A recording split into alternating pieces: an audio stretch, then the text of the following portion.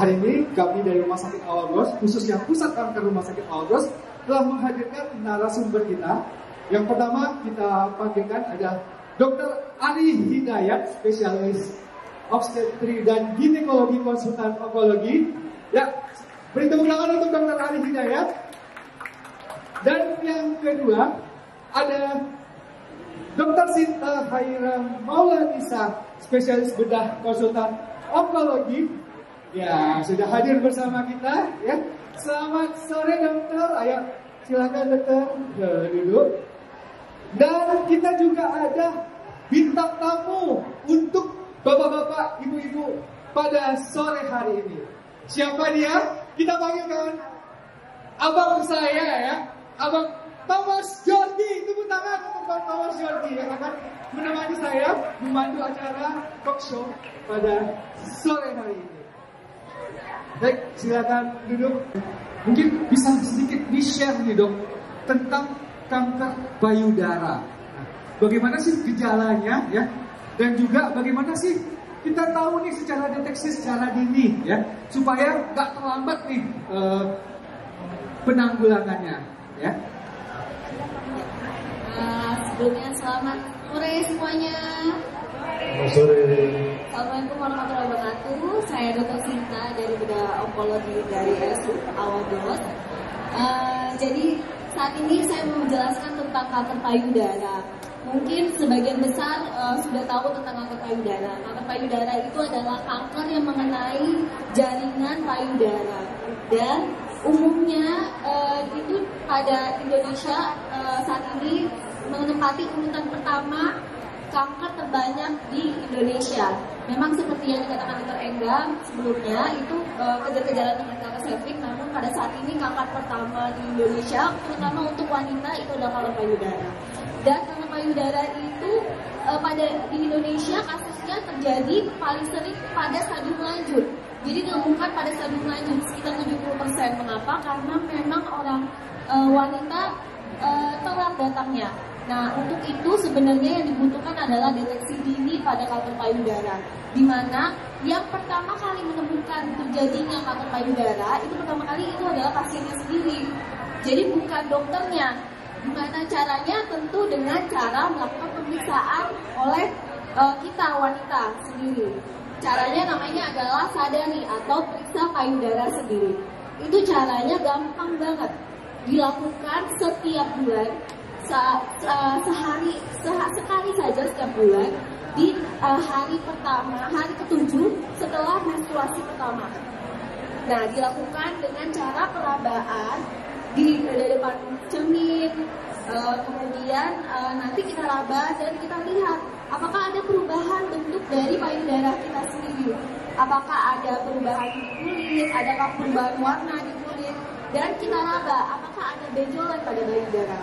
Nah, dengan cara itu kita bisa mendeteksi lebih awal terjadinya kanker payudara. Namun memang terjadi saat ini pasien itu datang ketika benjolan sudah besar atau benjolan sudah mengalami luka atau ada perubahan warna, sehingga datangnya lebih telat. Sedangkan secara statistik itu dikatakan bahwa apabila datang pada stadium awal masih dalam bentuk benjolan itu malah lebih bagus untuk tingkat kesembuhannya dibandingkan ketika datang pada stadium lebih lanjut. Seperti itu. Saya boleh bertanya nih. Tapi sebelum bertanya saya mau sapa dulu sama siang semuanya menjelang sore. Saya bertanya ya, penasaran aja sih. Maksudnya kanker payudara itu hanya dimiliki wanita atau pria juga bisa serang itu penyakit kanker payudara? Iya, pertanyaan bagus. Jadi bukan, kan penasaran Iya, kan, benar-benar. laki-laki juga nggak sih? Maksudnya, kan punya payudara juga gitu. Iya, benar. Mau tebel, mau tipis juga ada gitu ya. Ada. Nah, bisa karena kankernya. Sebenarnya pada laki-laki bisa terjadi kanker payudara, tapi kejadiannya hanya 1-2%.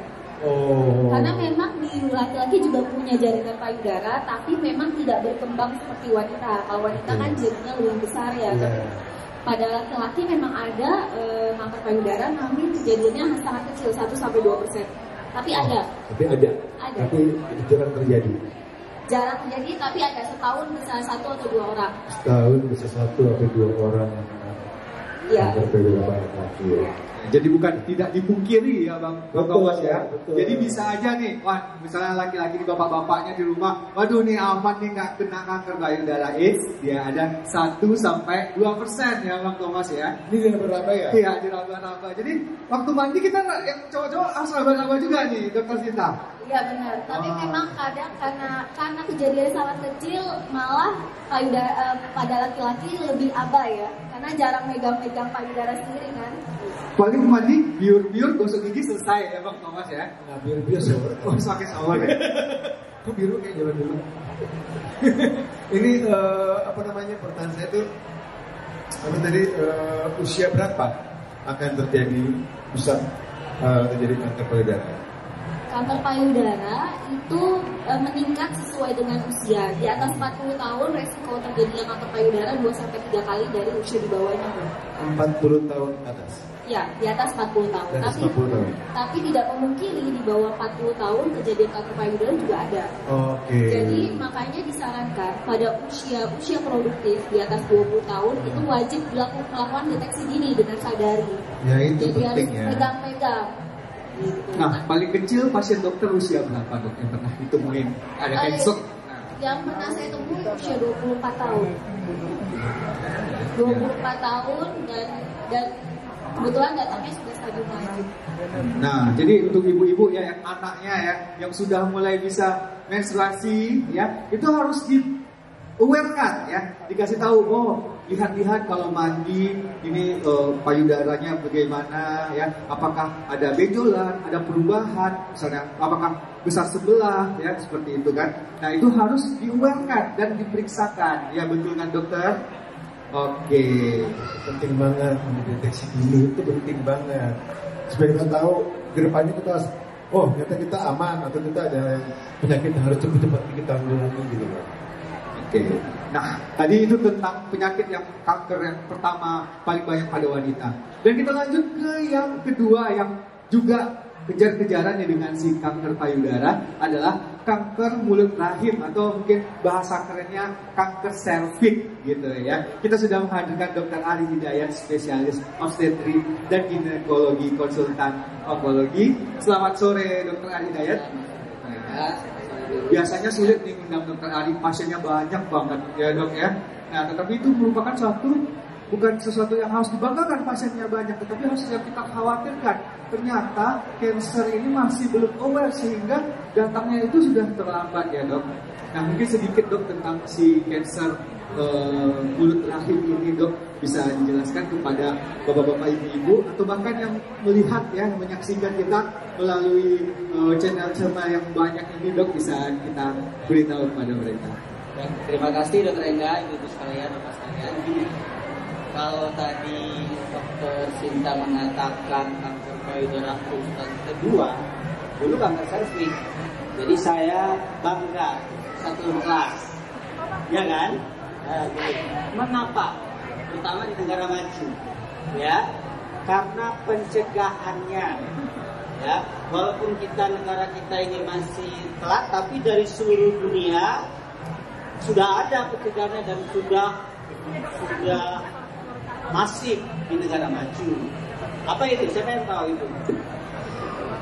Ayo, siapa yang tahu di sini? Apa pencegahannya? Pencegahan kanker serviks. Ya. Kalau payudara periksa sendiri ya. Kalau serviks susah memang periksa sendiri. Harus minta bantuan tenaga kesehatan yaitu pap smear. Ya, jadi leher rahim itu dia di luar. Kalau kanker rahim atau indung telur itu di dalam, nggak bisa ini. Tapi kalau serviks bisa, yaitu pap smear. Nah, saya mau katakan pap smear itu pun sudah ketinggalan lagi, lebih maju lagi. Kita mengatakan cegah kanker serviks dengan vaksin. Dengan pap smear. Saya mengatakan yaitu vaksin. Jadi sekarang era vaksin.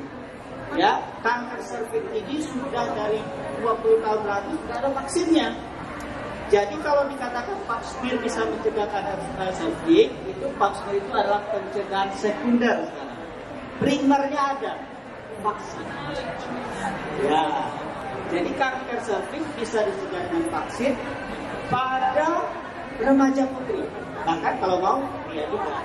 Jadi payudara juga bisa punya vaksin yang bisa dicegah menjadi kanker serviks itu bukan serviksnya kan cuma pada perempuan, tetapi virus yang menyebabkan kanker serviks itu bisa menyebabkan kanker juga pada perempuan.